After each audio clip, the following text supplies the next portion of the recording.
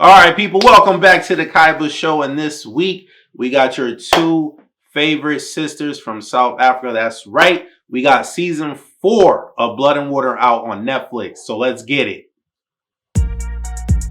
Welcome to the Kaiba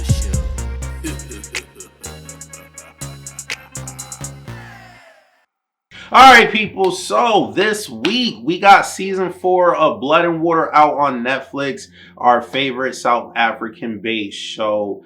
And basically, if you've been living on a rock, there's this series on Netflix called Blood and Water. And it takes place in South Africa. And basically, the premise of the show originally was we had one sister that was kidnapped as a baby in this whole human trafficking ring. And then we have the other sister, I think they're like a year apart. The other sister is basically going out trying to find her long lost sister. Her and her family, obviously are aware of, this, their child, her sister being taken away from them. And she takes it upon herself to go after the people that are involved in to find information to find her sister. And that was pretty much the premise of season 1. And then now we were here with season 4.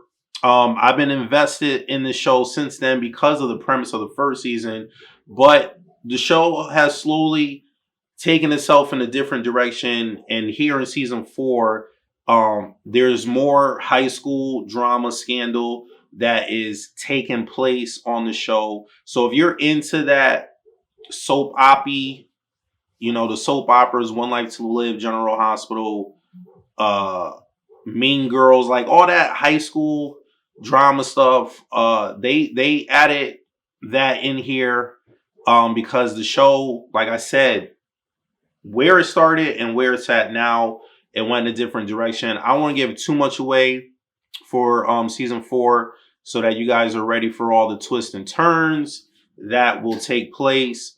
But for the most part, I was definitely more entertained with season 4 than what I was with season 3. I was definitely more disappointed in season 3, but the way the show ends, it looks like this is probably going to be the final stamp for the show.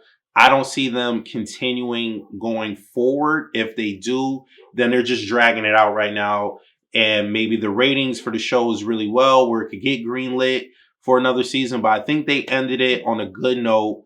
And I think this is where they should stop. Because now if you continue, you're just going to be dragging it out. You're adding elements that don't need to be added. And you're just doing it for the sake of like I don't know, appeasing certain demographics that are into some of the scenarios that they presented. But then after a while, it's like, all right, now we're just dragging this out. How much longer are we going to go with certain themes of the show? Like, oh, this person's getting kidnapped again. Like, it's just like, how much bad luck could these groups of people have? And then we got the kids just going above and beyond what most average teenagers would do, even when it comes to trying to find information. Like these kids are literally their own FBI, CIA espionage team. And the average teen is not doing the stuff that they did. Like even the villain in this season, some of the stuff is just like it's just not believable at certain times when you think of the average teenage kid. So with that being said, if you're into this type of stuff from season 1 to 4, you're probably going to find it very, very entertaining. You're going to like this show. But if you're someone like me and maybe right now with the later seasons, it's not geared towards my age demographic, but I started watching the show purely off of the first 2 seasons. I was intrigued about this young girl finding out the truth and trying to find her sister. But then season 3 and season 4 went in a different direction, especially season 4 with what they did. It's not bad. It was entertaining, but now it's like, all right, we kind of got to end the show. You guys keep trying to add other elements to like drag out these story arcs with some of these characters. Like you're just doing it just for the ratings. Like you're not making good quality TV anymore, any more like good quality drama TV. And so now you're just doing it just to do it. It's kind of like when we get all these superhero movies that people feel like, oh, you're just throwing at us. You're just doing it for the cash cow. You're just doing it for the cash grab.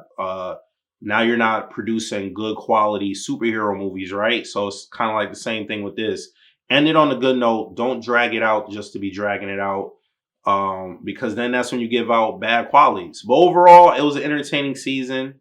I kind of liked it a little bit better than season 3 for me personally.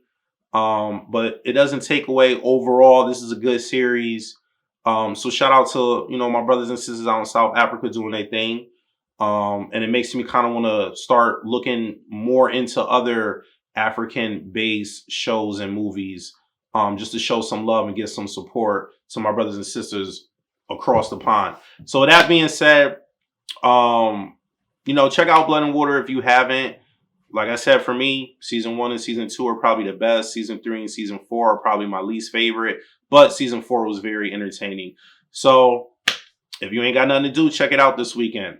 You guys know the drill. If you like what you see, you want to see more, please hit that subscribe button. After doing that, hit the bell button so you get notified every time I upload a video. Leave a comment at the bottom. Let me know what you think of Blood and Water. And hit that like button. And I'll see you guys next time. Peace.